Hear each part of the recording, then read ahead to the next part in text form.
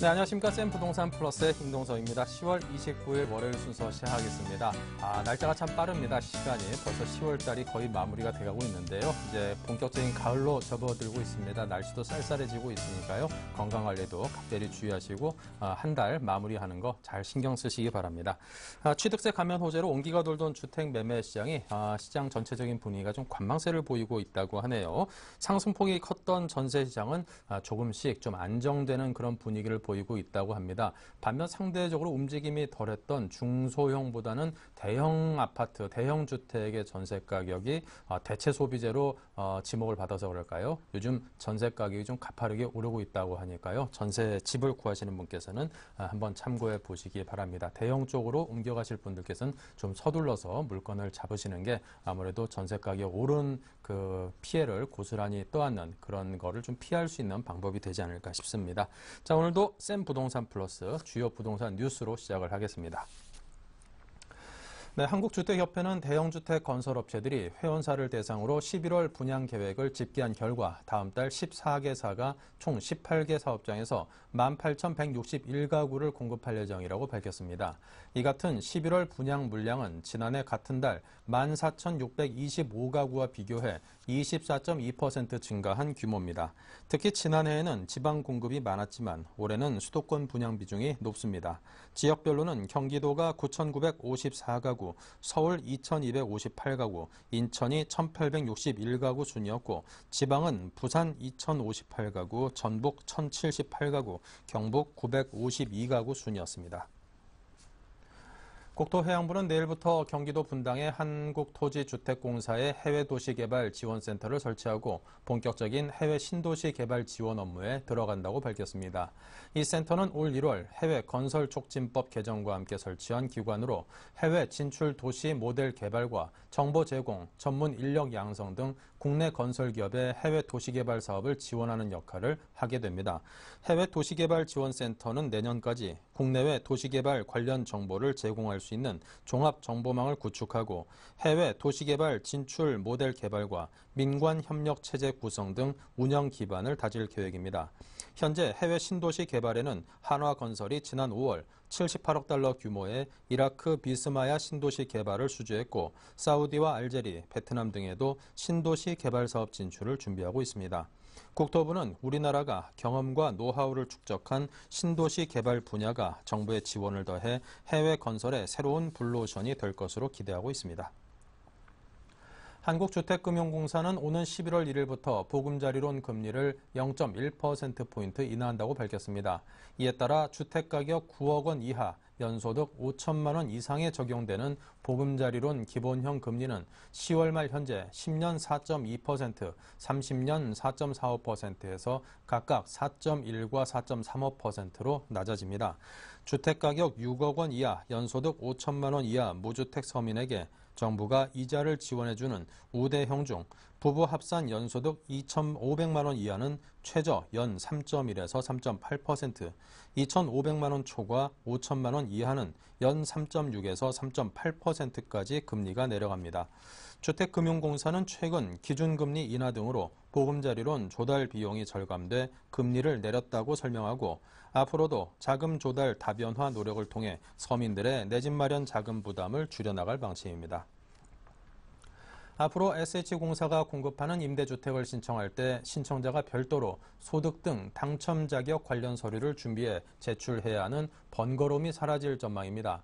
SH공사는 2012년 9월 보건복지부 사회보장정보 시스템이 개통됨에 따라 소득과 재산, 자격정보 등 임대주택의 입주자격 입증 서류를 임대주택 신청자가 직접 제출하던 것에서 담당자가 전산으로 확인하도록 변경했다고 밝혔습니다.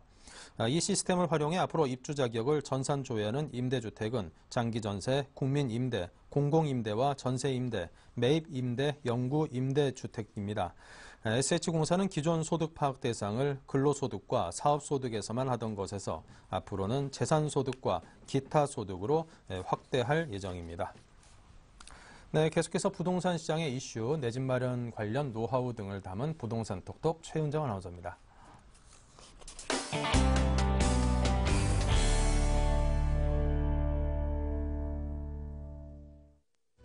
안녕하세요. 부동산 시장의 실속 정보를 발빠르게 전해드리는 부동산 톡톡 최은정입니다. 오늘은 쉽고 알찬 부동산 정보 전해드릴 텐데요. 도움 말씀 위해서 방송인 안영욱 씨 자리하셨습니다. 안녕하세요. 네, 안녕하세요. 예. 네. 오늘은 제가 싱글족들을 위한 실속 정보를 가지고 왔는데요. 예, 저를 위한 정보를 들고 오셨군요. 그렇죠. 싱글이라고 하면 아직까지 결혼을 안 한 사람은 물론이거니와 앞으로도 결혼 생각이 별로 없는 사람들을 뜻하는 거잖아요. 이들을 위한 정보를 주신다고요? 그렇죠. 예. 예, 부양가족이 없기 때문에 상대적으로 자기에게 풍족하게 돈을 쓸 수 있는 그런 사람들을 위한 정보라고 하겠습니다. 그럼요. 근데 아무리 혼자 사는 싱글이라고 해도 평생토록 혼자 여유 있게 돈을 쓴다. 이게 가능한 일일까요? 그렇죠. 예, 그러면 그렇게 할 수 있는 게 우리가 꿈꾸는 화려한 싱글인데요. 예. 예, 그래서 그 싱글족들은 특히 이제 과소비 성향이 많습니다. 이렇게 명품 가방이나 뭐 이렇게 외제차나 이렇게 비싼 것들을 굉장히 좋아하고 예. 이렇게 과시하는 것도 좋아하고 노는 거 좋아하고 그런 시간들이 많죠. 그리고 이제 자기가 주변에서 그 지출을 막아줄 사람이 없습니다. 그런 가족이 맞습니다. 없고, 예. 예. 그리고 돈을 내가 지금 안 쓰고 모아야겠다라는 이런 동기부여 자체가 부족하기 때문에 또 이런 부분에 대해서 오늘 또 얘기를 나눠보고 싶습니다. 예. 저도요, 이렇게 백화점에 정말 아이 쇼핑만 하러 가야지라고 생각하다가도 뭔가 눈에 띄는 게 있으면 그냥 지르게 되던데 이게 제가 싱글이기 때문에 가능한 일일까요? 그렇죠. 싱글이기 예. 때문에 가능한 거고요. 저도 이제 결혼을 해서 아이를 키우고 있는데 정말 저한테 돈 쓰기 쉽지 않습니다. 정말 예. 부럽죠. 좀 안타까운데요. 예, 안타깝죠. 예. 예. 그래서 이제 보통 이제 자기가 벌고 있는 돈을 내가 가족이 있었으면은 썼어야 하는 돈이다. 가족이 있었으면은 사실 자기 수입의 거의 뭐 예. 7, 80%는 다 나가는 거죠. 그런데 싱글분들은 그런 일이 없으니까 일단은 자기 수입에서 40에서 50%를 떼놓고 사실은 시작을 하셔야 됩니다. 예. 예, 금방 독거노인 되거든요. 맞습니다. 언제 어떻게 될지 모르는 미래를 위해서 미리미리 투자하고 저축하는 네. 습관 기르는 거 아주 중요할 것 같은데요. 그래서 오늘 안영욱 씨가 준비하신 내용을 미리 제가 이렇게 살짝 봤더니요. 싱글족을 위한 7가지 필요 조건, 요건들을 정리를 해오셨다고 합니다. 네. 저희 하나하나 살펴볼게요. 첫 번째, 싱글족을 위한 7가지 필요 조건. 단기, 중기, 장기 목표를 세워라 라고 정리를 하셨어요. 네, 그렇습니다. 일단은 내가 수익이 단기적으로 지금 들어오고 있는 건 보겠지만은 또 내가 3년, 5년 후에 계속 내가 이 돈을 계속 벌 수가 있는지 예. 또 내가 10년 후에 계속 이 직업을 가지고서 어느 정도의 수익을 가질 수 있는지를 본인이 굉장히 냉정하게 판단하셔야 됩니다. 내가 그만큼의 능력이 되는가, 내가 얼마나 저축을 할 수 있는가. 그리고 싱글이라고 해도 사실은 부모님 부양을 할 수 있어야 하죠. 그리고 또 당연히 또 내 집 마련에 대한 것도 있을 겁니다. 그리고 이제 은퇴 후에 내가 어떤 사업을 할 것인가 그 부분에 대해서도 구체적으로 생각을 하셔야 되고요. 또 노후 생활비도 생각을 하셔야겠습니다. 예, 네. 지금 당장 필요를 위해서 독을 막 쓰다가는요, 정말 노후에 빈털터리로 쓸쓸한 그렇죠. 노후를 그렇죠. 보내게 될 네, 가능성이 크다는 그렇습니다. 말씀이십니다. 자, 싱글족을 위한 7가지 필수 요건 그 두 번째 살펴볼게요. 두 번째로는요, 선저축 후 소비하는 습관을 길러라 하셨는데 먼저 저축하고 소비하는 습관을 길러라라는 말씀이신 거죠? 네, 예. 일단 싱글족들은 어쨌든 그 돈 쓰는 게 쉽습니다. 보면은 뭐 지금 외롭기 때문에 이번 주말에는 어떻게 보내야 된다, 어떤 모임에 나간다, 또 이런 취미 생활을 한다 하기 때문에 일단 그 투자 상품을 딱 고르셔야 됩니다. 투자 예. 상품을 고르셔가지고 자동 이체가 있습니다. 무조건 떼놓고 시작을 하셔야 됩니다. 먼저 다 나가고 이건 없다고 생각하고 무조건 저축을 하시고 그다음에 내가 남은 돈으로 쓴다고 생각하시고 계획적인 투자를 하셔야 됩니다. 앞서서 네. 저축은요, 버는 돈의 4에서 50% 정도라고 하셨죠? 네. 그 정도가 적당한 겁니까? 근데 그 정도면은 그래도 또 자기한테 투자하고 내 인생을 즐기면서 또 노후 대비도 할 수 있지 않을까 생각이 듭니다. 그런데요, 생각보다 반 정도 저금하는 게 참 쉽지 않더라고요. 그럼요. 전 다 예. 썼어요. 옛날에. 저녁 때. 네, 다 썼어요. 예. 예. 쉽지 않아요. 이런 걸 알았으면 한번 저축도 하고 나름대로 어떤 준비를 했을 텐데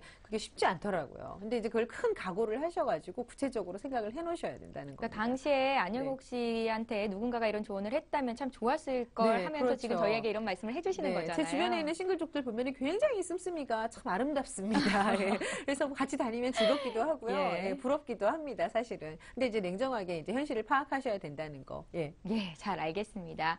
싱글족을 위한 7가지 필수 요건 그 세 번째 알아볼 텐데요. 이제 보험에 관련된 내용을 정리를 하셨거든요. 보험 설계는 사망보험보다는 보장성 위주로 해라. 이거는 왜 그런 겁니까? 이제 부양 가족이 있다면은 사후에 이제 우리 가족을 위해서 내가 남겨놓아야 될 게 있겠지만은 이제 이런 경우에는 일단 내가 상해나 이제 건강에 대해서 내가 이제 찾아내셔야 됩니다. 그리고 예. 이제 내가 언제 어떻게 아플 수 있을지도 구체적으로 생각하셔야 됩니다. 가족력도 보셔야 되고요. 여자분들 같은 경우에는 부인선 질환 같은 것도 생각하셔서 내가 아플 때 제가 아시는 분이 이제 굉장히 멋있는 싱글이세요. 예. 근데 이제 아프셨어요. 돈도 좀 어느 정도 있고 아프면 하셨는데 돈이 생각보다 많이 들더라고요. 그래서 이제 치료를 하시고 다 하고 이제 집에 오셨는데 일하시는 분들이 좀 필요하잖아요. 근데 예. 혼자 사는 남자라고 안 오시더라고요. 그런 경우도 예, 있나요? 돈을 그것도- 준다고 해도요? 예, 그렇죠. 아, 그러니까 예. 아주 뭐 좀 더 많이 주면 또 모르겠지만 예. 이제 그런 부분들도 사실 굉장히 외로운 부분입니다. 구체적으로 생각을 하셔야 되고요.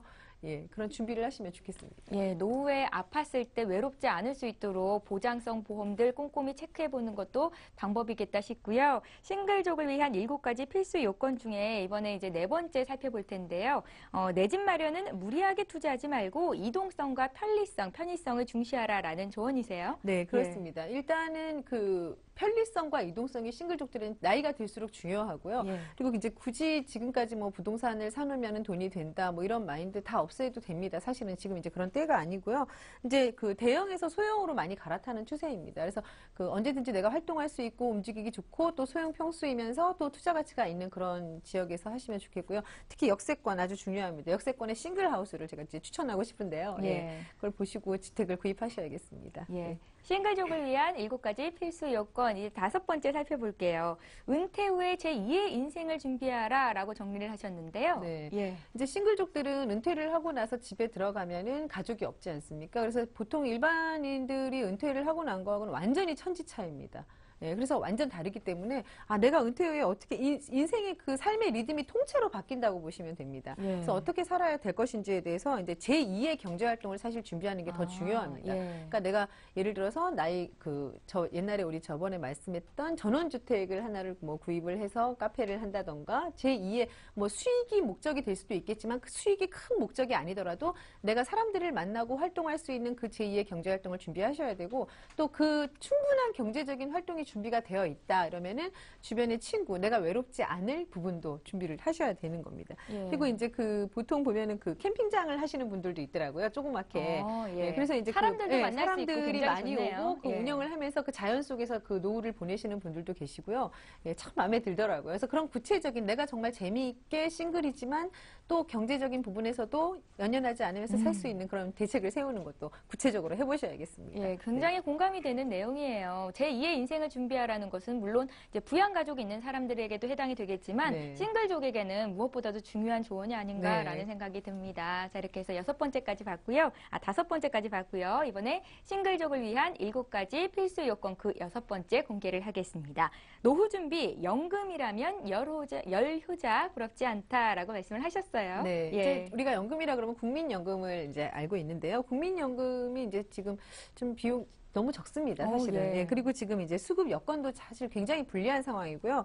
이제 직장 생활을 하시는 분이라면 이제 기업에서 하는 퇴직연금이 있을 거고 개인이 부담하는 개인연금이 있을 겁니다. 예. 근데 이게 처음에 거기에 이제 더 넣기에는 조금 아까울 수도 있고 이게 당장 와닿지 않아요. 근데 사실 10년, 몇십 년이 그렇게 먼 이야기가 아니기 때문에 제가 지금 주변에서 그걸 타서 쓰는 분을 보고 있는데 진짜 잘했구나, 저분은. 어떻게 그 당시에 그걸 알고 저렇게 했을까. 그래서 예. 항상 여유 있게 나름대로의 생활을 하시는 걸 제가 보면서 이거 꼭 필요하구나. 대신에 이제 목돈을 들여서 갑자기 내가 대책을 세워야겠다 이게 아니라 그 수익률의 가장 큰 지원군이 있습니다. 이게 바로 시간에 투자하는 복리 효과라는 겁니다. 예, 맞는 그래서 일찍 말씀이세요. 시작해서 예. 일찍 시작해서 노후 대비를 그렇게 하신다는 거 중요합니다. 네. 사실 연금 준비하는 거는 싱글족이 이제 장차 결혼을 할 사람들에 비해서는 굉장히 유리하다는 생각이 드는 게요. 네. 결혼할 사람들은 연금보다는 사실 당장 눈앞에 결혼 자금이라는 돈이 더 중요한 거잖아요. 그렇죠. 그래서 연금을 들었다가도 깨는 경우도 많이 있고요. 그럼요. 예. 그것만 깹니까? 어디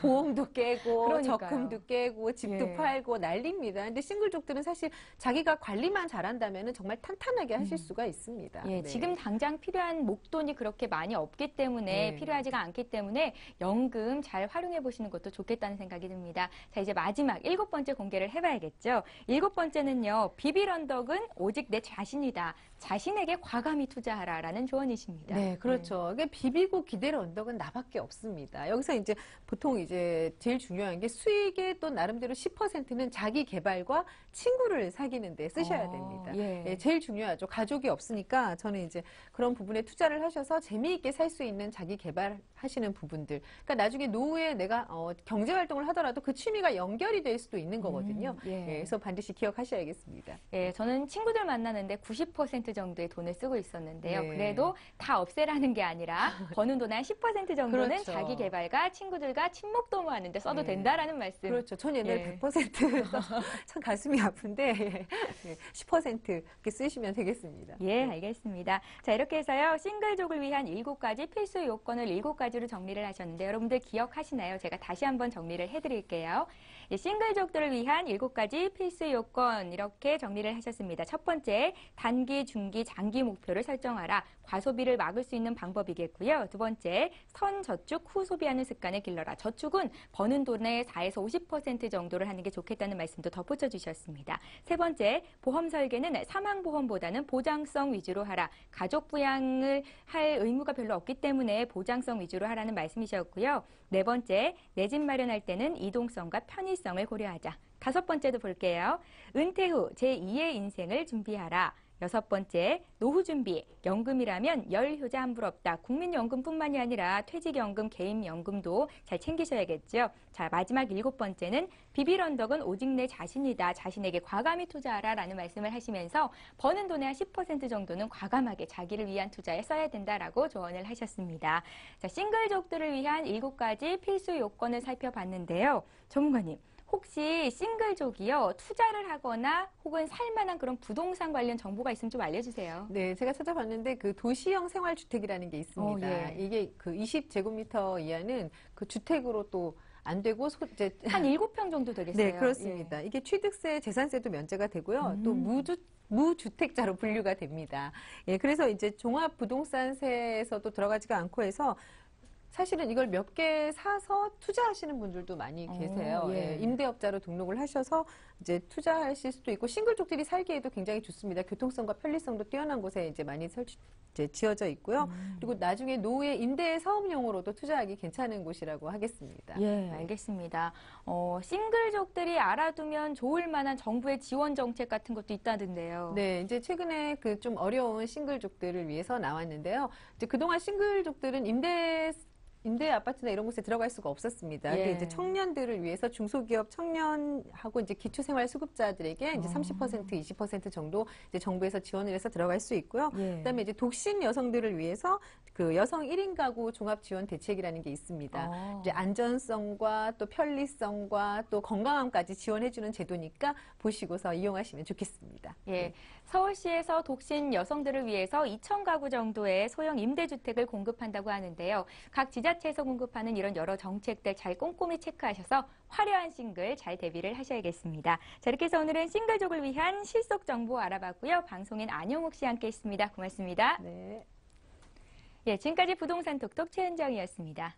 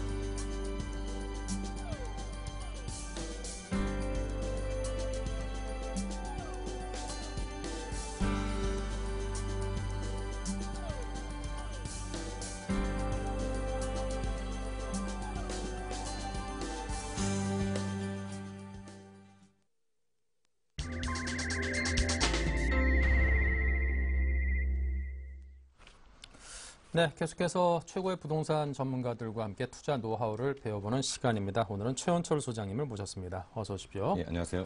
네, 지난 시간에 나오셔서는 상가의 종류 그리고 근린 상가 등에 대해서 저희가 배워봤는데요. 오늘은 어떤 종류 상가를 배워볼까요? 예, 오늘은 그 쇼핑몰하고 테마 상가에 대해서 말씀드리도록 하겠습니다. 네, 쇼핑몰, 테마 상가. 쇼핑몰은 좀 많이 들어본 것 같고 테마 상가는 요즘 들어서 조금 이제 귀에 익는 그런 용어인데 싶습니다. 어떻게 구성되어 있는 상가인가요? 예, 먼저 그 테마 상가라는 것은 종로의 귀금속 상가나 남대문 또는 동대문의 혼수 전문 상가, 그리고 제기동의 한반 전문 상가, 그다음에 용산의 그 전자 전문 상가 등과 같이 특화된 업종으로 구성되어 있는 그 집합 상가를 말하고요.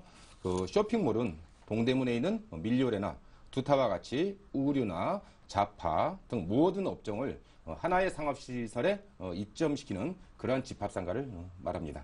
네, 알겠습니다. 자, 그렇다면 쇼핑몰의 공급 형태 또 기본 내용은 어떻게 되는 건지요? 네, 그 쇼핑몰은 기본적으로 이제 규모면에서 수천 평에서 수만 평 단위의 대형으로 이제 공급이 되는데 고밀도 상업 발달 지역이나 역세권 상업 발달 지역에 이제 공급을 많이 합니다. 어느 누가 봐도 그 상권이 굉장히 그 좋은 곳에 위치해 있죠. 그다음에 전용률을 보면 쇼핑몰로는 이제 다소 그 차이가 있지만 보통 전용률이 한 20%에서 한 30% 정도 됩니다. 근린상가 같은 경우에는 전용률이 한 50에서 60%, 아파트 단지 내 상가 같은 경우에는 60%에서 한 90% 정도의 전용률을 나타내는데 이 테마 쇼핑몰 같은 경우에는 실면적 4제곱미터에서 한 15제곱미터, 평수를 말씀드리면 한 1.2평에서 4평 정도의 아주 작은 점포로 이렇게 공급을 하고 있습니다. 물론 면적은 작지만 하나의 그 점포 역할은 다 한다고 말씀드릴 수 있는데 이렇게 그 전용률이 낮은 이유는 보통 일반 근린상가나 단지단 상가에 비해서 어떤 공용 부분, 계단, 에스컬레이터, 그다음에 화장실, 어떤 이벤트 공간 등 공용 부분이 차지하는 면적이 다른 상가에 비해서 굉장히 많기 때문에 이 전용률이 굉장히 낮은 것으로 그렇게 나타나고 있습니다. 네, 이 근린상가에 비해서 쇼핑몰 등은 이 공용으로 사용하기 때문에 공용 면적의 비율이 좀 높다. 그만큼 이제 상가를 사시는 분 입장에선 그다지 뭐 유리한 부분은 아닌 것 같다 싶은 생각이 드는데 또 그거를 상쇄시킬 수 있는 장점들이 분명히 있겠죠. 예, 장점들이 있는데 아마 그 가장 큰 장점이라고 한다면 일단 상가 투자에 관심 있는 분들이 적은 소액으로서 투자할 수 있다는 것이 이제 일단 가장 큰 장점이라고 말씀드릴 수 있습니다. 보통 근린상가나 아파트 단지 내 상가 같은 경우에는 기본적으로 투자 자금이 아마 적게는 한 3억 이상 정도 투자가 된다고 보여지는데 이 쇼핑몰 상가 같은 경우에는 대출을 조금 활용하면 한 5천만 원에서 한 1억 정도의 자금을 가지고 투자를 할 수 있다. 이 부분이 이제 가장 큰 장점이라고 말씀드릴 수 있고요. 두 번째 그 장점으로는 그 복잡한 그 임대차 관계나 어떤 관리 등에 대한 부분을 이제 쇼핑몰 같은 경우는 전문 관리 업체에게 위탁 관리를 맡기기 때문에 투자자가 임대료 수납이나 뭐 관리비 등에 대한 부분을 또는 수리에 대한 부분을 신경 쓰지 않아도 된다는 것이 장점이라고 할 수 있겠습니다. 네, 자 쇼핑몰 투자의 장점에 대해서 들어봤고요. 또 유의해야 될 단점이 있다면요? 네, 쇼핑몰의 그 근본적인 단점은 지나치게 많은 상가의 공급이라고 말씀드릴 수 있겠습니다. 보통 그 하나의 쇼핑몰에는 적게는 한 1000여 개, 많게는 수천 개의 점포가 공급이 되는데 뭐 예를 든다면 동대문에 있는 굿모닝시티 같은 경우에는 점포 수가 한 건물에 4,600개가 됩니다. 정말 엄청난 숫자죠.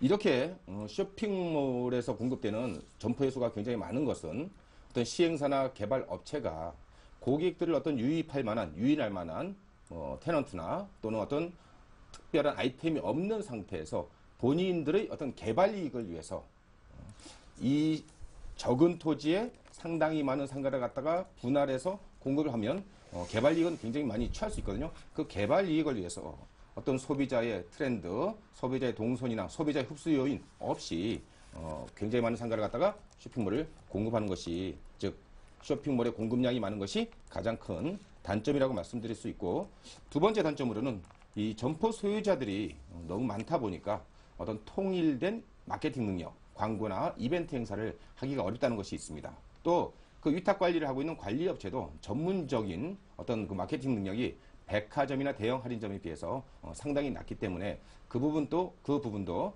단점으로 말씀을 드릴 수 있고요. 세 번째로는 쇼핑몰에서 판매를 하고 있는 어떤 아이템들은 기본적으로 이제 보세 상품입니다. 그래서 백화점이나 대형 할인점에 비해서는 어떤 상품의 질이 좀 떨어지고 뭐 소비자에 대한 서비스, 그다음에 쇼핑의 쾌적성 그런 부분에서도 상당히 많이 뒤처지기 때문에 이것도 하나의 단점이라고 말씀드릴 수 있고요.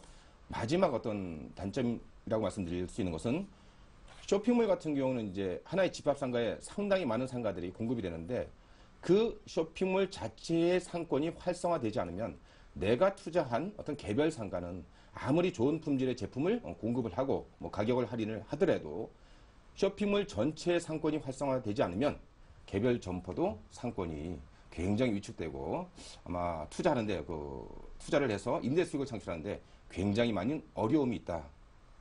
이것이 마지막 단점이라고 말씀드릴 수 있겠습니다. 네, 이 장단점을 배워봤으니까 이제 전망에 대해서 들어봐야겠죠. 예.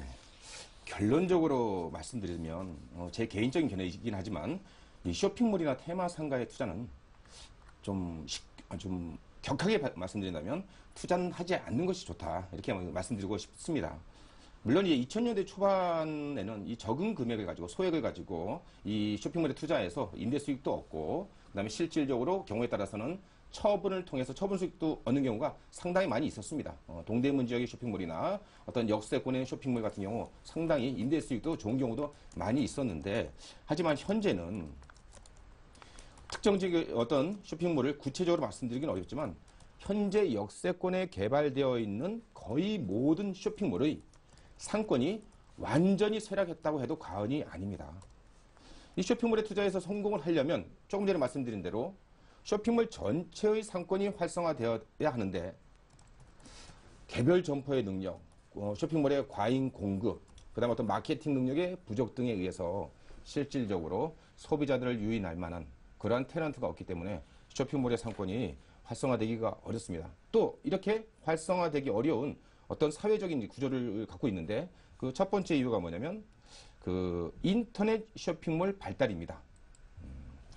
이 쇼핑몰은 기본적으로 젊은 층을 타겟으로 하는 그러한 상업시설인데 과거에 2000년대 중반까지만 해도 인터넷 쇼핑이 그렇게 발달되지 않았을 때는 젊은 층들이 동대문 지역에 와서 쇼핑을 하고 역세권에 공급되어 있는 쇼핑몰에 와서 쇼핑도 하고 했지만 지금은 그 소비자들이 또 현재의 젊은 소비자들이 인터넷 쇼핑 쪽으로 굉장히 많이 이탈을 했다. 그래서 쇼핑몰이 상권 활성화가 되기 어려운 그러한 구조를 하나 갖고 있다고 말씀드릴 수 있고요. 두 번째 이유는 백화점과 그 대형 할인점의 증가를 들 수 있습니다. 유동인구가 많거나 또는 역세권에 보면 지금 백화점이나 대형 할인점이 없는 지역이 거의 없습니다. 이 백화점과 대형 할인점하고 쇼핑몰은 의류나 잡화 부분에서는 서로의 경쟁 관계에 있다고 말씀드릴 수 있는데 조금 전에 말씀드린 대로 백화점의 마케팅 능력, 어떤 쇼핑의 쾌적성 등에 의해서 쇼핑몰이 그 백화점과 대형 할인점하고의 경쟁 관계에서 이길 수 없기 때문에 이것도 하나의 즉 백화점하고 대형 할인점의 증가가 쇼핑몰 활성화가 되기 어려운 하나의 구조적 이유라고 말씀드릴 수 있고요. 마지막으로 세 번째는 홈쇼핑 활성화도 역시 쇼핑몰이 쇠락하는 하나의 이유가 된다고 말씀드릴 수 있겠습니다. 따라서 향후 혹시 쇼핑몰을 개발업체가 개발해서 공급을 하게 되더라도 되도록이면 우리 투자자께서는 이 쇼핑몰 투자는 자제하는 것이 좋지 않겠는가 이렇게 말씀드릴 수 있겠습니다. 네, 자 이렇게 해서 쇼핑몰과 테마 상가에 대해서 그 투자 전략까지 자세히 짜봤습니다. 잠시 후 실제 경매 시장에 나와 있는 또 물건들을 분석하고 투자 방법들을 짚어보도록 하겠습니다. 먼저 부동산 실물 매매 정보부터 보겠습니다.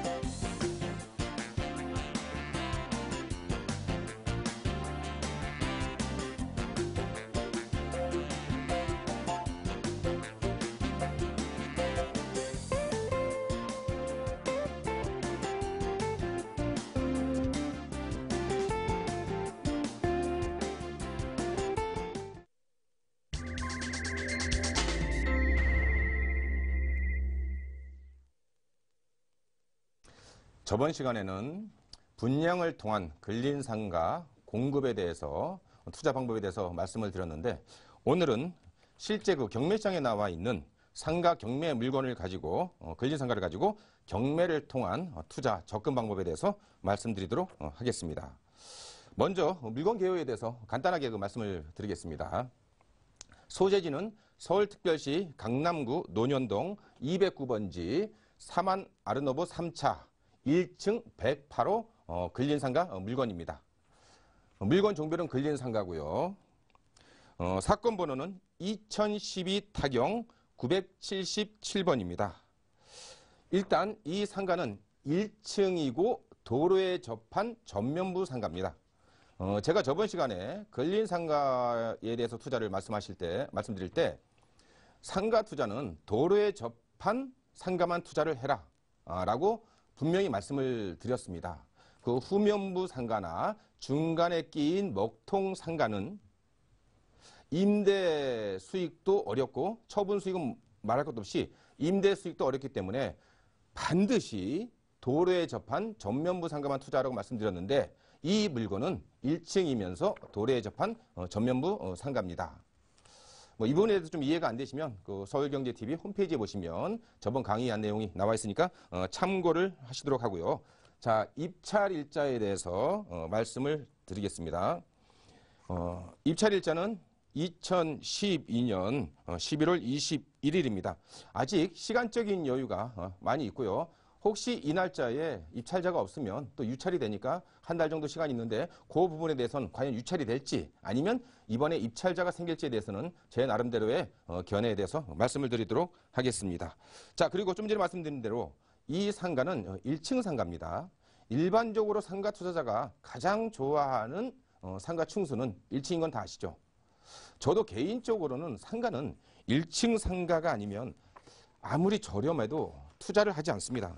물론 그 이유에 대해서 간단하게 말씀드리면 1층 상가가 임대 수익도 얻을 수 있고 그리고 경우에 따라서는 처분 수익도 얻을 수 있기 때문에 1층 상가를 고집하는데 문제는 이제 1층 상가의 어떤 가격대가 다른 층에 비해서 이제 상당히 높은 것이 그것이 이제 문제가 되겠죠. 하지만 그래도 처분 수익하고 임대 수익 두 가지 수익을 얻으려고 하신다면 제 개인적인 견해로는 투자자 여러분께서는 정말 1층 상가만 투자하는 것이 실패하지 않는 그러한 상가 투자가 되지 않을까 말씀을 드리고요. 만약에 이제 2층 상가 중에서 도로에 접했고 입지가 좋은 상가 같은 경우에는 본인이 이제 직접 직영을 하실 생각이 있으신 분들, 뭐 노래방을 한다든지 PC방을 운영을 하신다든지 학원을 운영을 하신다든지 이렇게 직접 운영을 하신 분들은 입지가 좋은 도로에 접한 2층 상가도 경매나 분양을 통해서 투자하시는 것도 그 방법은 나쁘지 않다고 생각을 합니다. 자, 다음은 면적에 대해서 말씀을 드리도록 하겠습니다. 지금 이 상가의 건물 면적은 13.679평 45.22제곱미터입니다. 자, 이제 면적에 대해서 제가 잠깐 말씀을 드리면 이 상가 투자에서는 면적이 실면적이 크면 클수록 유리합니다. 어떤 부분이 유리하냐면 자, 우리가 상가를 투자하는 목적은 기본적인 목적은 임대를 놔서 임차인이 들어와서 영업을 함으로써 임대 수익을 얻는 것이 상가 투자의 아주 기본적인 목적인데 내가 투자한 상가의 면적이 실면적이 적으면 입점을 할 수 있는 임대를 줄 수 있는 영업을 할 수 있는 업종이 극히 제한적이 된다는 것입니다. 그래서 저는 개인적으로 상가는 되도록이면 넓은 면적, 실면적 기준입니다. 넓은 면적의 상가를 투자하는 것이 훨씬 유리하다. 어떤 부분이 유리하다? 임대를 놓기가 굉장히 유리하다. 다양한 업종이 임대 들어올 수 있다. 특히 지금과 같이 그 프랜차이즈 업종들 같은 경우는 1층에 들어오는 프랜차이즈 업종들 같은 경우 뭐 커피 전문점이나 어떤 제과 전문점 같은 경우에는 사용하고 있는 면적이 실면적이 상당히 큽니다. 그런데 내가 투자하려고 하는 상가가 면적이 적으면 그러한 업종들은 아무리 입지가 좋아도 입점하기가 임대 들어오기가 어렵게 되겠죠. 그런데 만약에 내가 투자한 상가가 면적이 큰데 작은 면적이 필요한 업종이 들어오려고 할 때는 그 큰 면적을 분할을 해서 입지만 적당히 괜찮다고 판단되면 분할을 해서 얼마든지 임대를 줄 수 있습니다. 이 상가 투자는 투자자의 관점에서 보면 정말 실패를 합니다. 항상 과연 내가 이 상가를 투자해서 얼마의 수익을 얻을 것인가, 임대 수익을 얻을 것인가, 임대가 될 것인가, 이 부분을 우리가 이제 고민을 하는데, 그렇게 그 고민하는 관점이 장사하는 입장, 임차인의 입장에서 접근을 해야지만 이 상가 투자에 실패를 하지 않을 것으로 보여집니다. 그래서 일단 이 경매 물건은 실면적이 45.2제곱미터, 즉 13.679 평이니까 단일 업종이 충분히 임대에 들어올 수 있는 그 정도의 평수를 지금 그런 요건을 갖추고 있다고 말씀드릴 수 있습니다. 자, 그 다음에는 금액을 한번 보도록 하겠습니다. 2012년 7월 4일 날 감정가 10억 5천만 원에 시작해서 2차가 유찰해서 3차가 2012년 11월 21일 날 6억 7,200만 원까지 현재 유찰되어 있는 상태입니다. 일단 이 금액 부분에서는 물론 절대적으로 평가를 할 수 없겠지만 상대적으로 말씀드리면 상당히 투자 가치가 좋다고 말씀드릴 수 있을 만큼 금액이 지금 저감되어 있는 상태입니다. 오늘 아침 그 신문 기사를 잠깐 보니까 서울시 1층 상가 3.3제곱미터당 분양가가 평균 분양가가 3,513만 원으로 신문 기사가 오늘 아침에 나왔더라고요. 다시 말씀드리면 자, 서울시 1층 상가 평균 분양가 3.3제곱미터당 3,513만 원. 만약에 투자하려고 할 때, 분양을 받거나 매수를 통해 투자하려고 할 때 25평짜리 상가를 갖다 1층 상가를 투자하려고 한다. 그러면 약 8억 5천만 원 정도의 자금이 소요가 됩니다. 그리고 강남 상구 같은 경우에는 이 물건은 지금 강남구 논현동에 있는 물건인데 강남 상구 같은 경우에는 공급되는 상가의 1층 상가의 평당 공급가는 3.3제곱미터당 한 5천만 원이 좀 넘습니다. 실면적 기준으로 가면 3.3제곱미터당 1억 이상이 되는 것이 강남 상구의 현재 상가 가격입니다. 근데 이 물건 같은 경우에는 13.67평에다가 그 다음에 현재 6억 7,200만 원까지 유찰되어 있는 상태니까 실면적으로 입찰가 투자자금을 계산하시면 평당 약 5천만 원 성인이니까 강남 상구에 있는 다른 분양 물건이라든지 신규로 공급되는 분양 물건이나 아니면 매매 물건에 비해서는 상당히 가격 부분에서는 경쟁력이 있다. 이렇게 말씀을 드릴 수가 있습니다. 다음은 상권 및 입지에 대해서 간단하게 말씀을 드리도록 하겠습니다. 이 물건은 7호선 학동역 1번 출구 바로 나오자마자 있는 첫 번째 건물입니다. 첫 번째 사만 아르노보 3차 주상복합 건물 1층 상가인데 기본적으로 우리가 이제 상가 투자를 얘기를 할 때는 역세권에 있는 상가를 투자해라 라고 말들을 많이 합니다. 이거는 어떻게 보면 역세권에 있는 상가가 되겠죠. 그리고 현재 상권을 잠깐 말씀을 드리면 요 경매시장에 나와 있는 이 1층 상가의 상권은 학동역 1번 출구를 이용하는 승객들이 상권의 범위에 포함될 수 있고 그 다음에 1번 출구 뒤쪽으로 거주하시는 주택지에서 거주하시는 거주자들도 상권의 범위에 포함될 수가 있고요. 그 다음에 요 대로변에 있는 오피스에서 근무하시는 분들도 이 상권의 범위에 포함된다고 말씀드릴 수가 있습니다. 그럼 어떻게 보면 상권의 범위가 굉장히 적게 보이는데 이 물건은 어떤 광역상권, 다른 지역에서 지하철을 타고 오는 그런 광역상권이 아니고 어떤 지역상권이라고 말씀드릴 수 있고요. 그 다음 이 1번 출구 요 사거리에 보면 횡단보도가 있습니다. 이 횡단보도가 있는데 횡단보도 맞은편 학동역 10번 출구 이쪽으로는 소비자들이 와서 저녁에 퇴근길에 간단하게 맥주 정도 마실 수 있는 그러한 음식점들이 밀집되어 있는 지역이 없습니다. 그러다 보니까 횡단보도를 이용한 10번 출구 이쪽으로 있는 오피스에 근무하시는 근무자들하고 주택지에 거주하시는 거주자들이 횡단보도를 건너서도 이 경매시장에 나와 있는 이 상가에 와서 소비할 수 있는 어떤 상권의 범위에 포함될 수 있는 여력을 충분히 가지고 있고 임장을 통해서 그 부분도 나름대로 확인이 된 상황입니다. 그 다음에 이제 이 과연 이 경매 물건이 상권의 범위가 앞으로 확장이 될 것인지 아니면 위축이 될 것인지에 대해서 말씀을 드리면 아까 말씀드린 대로 이 경매 물건은 철저하게 지역 상권에 있는 상가라고 생각하시면 됩니다. 더 이상 개발 호재도 없고 어떤 또 다른 개발 요인에 의해서 상권이 위축되지도 않고 그냥 그 지역 내에 있는 소비자들을 배후로 하는 상권으로 하는 고착화된 지역 상권이다. 이렇게 말씀드릴 수 있죠. 이렇게 고착화된 지역 상권 같은 경우에는 뭐 향후에 상가 가치가 상당히 많이 올라간다든지 임대료 수준이 굉장히 많이 올라가지는 않지만 어떤 안정적인 월세 수입은 충분히 얻을 수 있는 그러한 상가 물건으로 경매 물건으로 보여집니다. 다음에는 매각 물건 현황에 대해서 말씀드리도록 하겠습니다. 이 건물의 그 보존 등기는 2005년 4월 29일이고요. 한 이제 7년 정도 된 건물이고요.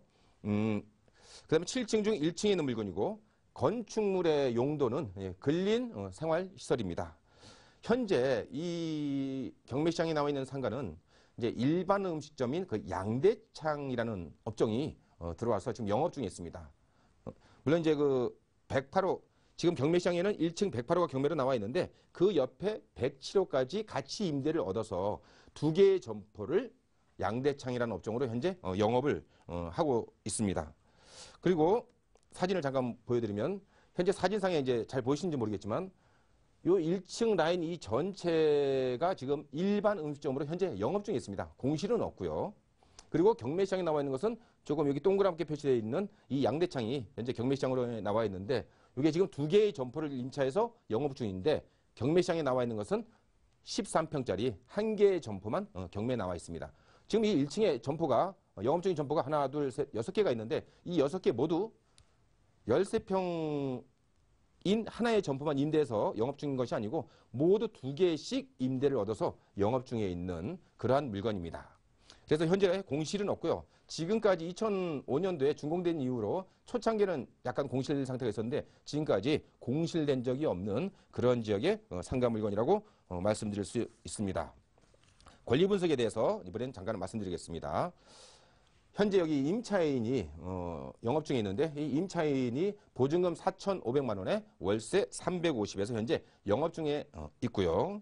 그 다음에 등기부등본을 잠깐 보시면 이제 경매에서 우리가 이제 낙찰을 받았을 때 과연 이 임차인의 보증금을 인수할 것인지 아니면 또는 전혀 인수하지 않을 것인지에 대해 설명드리면 이 임차인 같은 경우에는 속칭 지역별 환산보증금 상인법이 적용되는 지역별 환산보증금 서울 기준으로 3억을 초과하기 때문에 낙찰자가 인수하지 않게 되고 또 말소 기준 권리인 최초의 근저당 국민은행보다도 이 임차인의 사업자 등록이 늦기 때문에 역시 낙찰자가 인수하지 않아도 됩니다. 일단 그 부분 말씀드리고 등기부상 나와 있는 근저당권이나 가압류 같은 경우에도 경매로 낙찰을 받게 되면 그 최초의 근저당권 밑에 있는 등기상에 있는 권리들도 전부 말소가 되기 때문에 낙찰자가 인수하지 않게 됩니다. 자, 그 다음에 이 사만 아르노브 1층 상가에 대한 낙찰 사례에 대해서 잠깐 말씀드리도록 하겠습니다. 이 사만 아르노브 1층 상가 아까 화면상으로 식당들을 쭉 보셨는데 2009년도에 한 4개 정도가 경매시장에 거의 한 달 간격으로 쭉 나왔었어요. 그때의 감정가를 잠깐 보시면 같은 옆에 있는 점포들인데 보통 12억, 그 다음에 12억 1,100만 원, 11억 8천만 원, 12억 6천만 원의 감정평가가 됐고 낙찰된 금액은 평균적으로 감정가 대비 50% 정도의 낙찰이 됐습니다. 그러면 어쨌든 물론 상가를 갖다가 감정가로 판단하면 안 되겠지만 감정가 대비로 했을 때는 상당히 유리한 금액으로 좋은 금액으로 낙찰을 받은 것이 사실입니다. 하지만 현재 같은 경우에는 감정가가 10억 500만 원인데 지금 64%까지 저감이 돼서 지금 상당히 투자 가치가 있다고 보여지는데 현재 임대 시세를 간단하게 말씀드리도록 하겠습니다. 현재 임대 시세는 제가 조사한 바로는 그 1층 상가들의 보증금은 기본적으로 5천만 원에서 월세 300 정도는 기본적으로 받을 수 있는 그러한 상가들입니다. 물론 투자자 여러분께서 시청자 여러분께서 어떻게 입찰가를 얼마나 산정하실지는 여러분의 요구 수익률에 맞춰서 입찰 금액을 결정하시면 될 것 같고요. 오늘은 현재 경매시장에 나와 있는 근린 상가에 대해서 사례를 가지고 말씀드렸습니다. 이상으로 최원철이었습니다.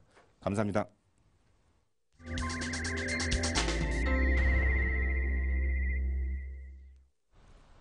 네, 오늘 준비한 내용 여기서 마치도록 하겠습니다. 저희는 내일 다시 뵙죠. 감사합니다.